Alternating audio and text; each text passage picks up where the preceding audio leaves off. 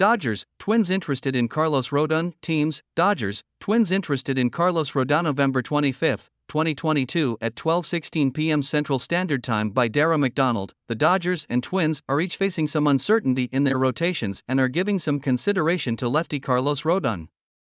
John Heyman of the New York Post mentions the Dodgers as suitors, while Dan Hayes and Aaron Gleeman of The Athletic report the interest of the Twins. The interest in Rodón isn't surprising, given his excellent two-year run of success. After injuries severely limited him in 2019 and 2020, Rodón posted a 2.37 ERA with the White Sox in 2021, along with a 34.6% strikeout rate and 6.7% walk rate. Rodón didn't completely erase the injury concerns, as he went on the IL due to shoulder fatigue and only logged 132 2/3 innings on the year. Those concerns were enough that the Sox didn't issue him a qualifying offer. The Giants gave him a 2-year, $44 million deal, but one that allowed him to opt out after the first year if he hit 110 innings.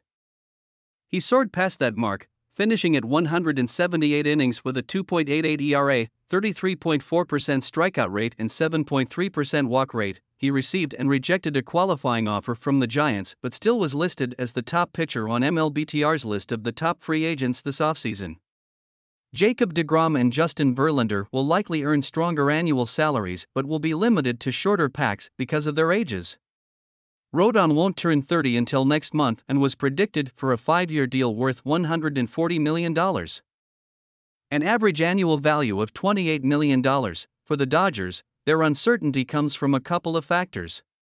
One is that Walker Buehler required Tommy John surgery in August and will likely miss all of the 2023 campaign. Secondly, they could potentially lose a couple of rotation members in free agency. Tyler Anderson already rejected their qualifying offer and signed with the Angels, while Andrew Heaney is still unsigned.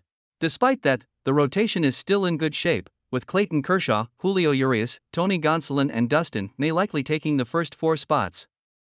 However, May just returned from his own Tommy John recovery in August and only made 6 starts down the stretch. Urias and Kershaw are both slated to reach free agency a year from now, with the latter seemingly giving some consideration to retirement every winter. Given all those question marks, an investment in the rotation makes plenty of sense. A lengthy commitment to a starting pitcher would be a change in MO for the club, however.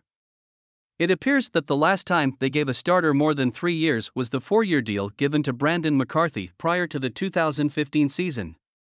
They've generally preferred to find hidden gems on short-term deals, like the 1-year packs they gave to Anderson and Heaney going into 2022. However, they've cleared a lot of payroll space this winter, meaning a big strike can't be ruled out.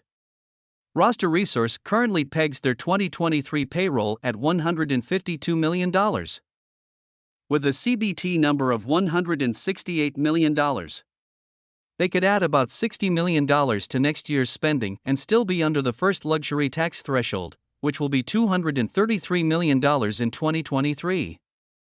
They will surely be considering doing some spending on a shortstop or perhaps Aaron Judge. But given that they had an opening day payroll of $281 million in 2021, per Cots baseball contracts, they have enough dry powder to go after just about anyone they want. Their future commitments are pretty close to zero, with Byron Buxton the only player on the books for 2024 and beyond. For 2023, Roster Resource only counts $98 million in commitments at the moment, well shy of last year's $134 million opening day figure, per Cots. There's certainly room for a big contract of some kind, though the club's first order of business might be seeing how Carlos Correa responds to their creative contract offers. If a deal can't be worked out with Correa, pivoting to Rodón makes sense given their rotation picture. They have lots of options on hand, but they all come with uncertainty.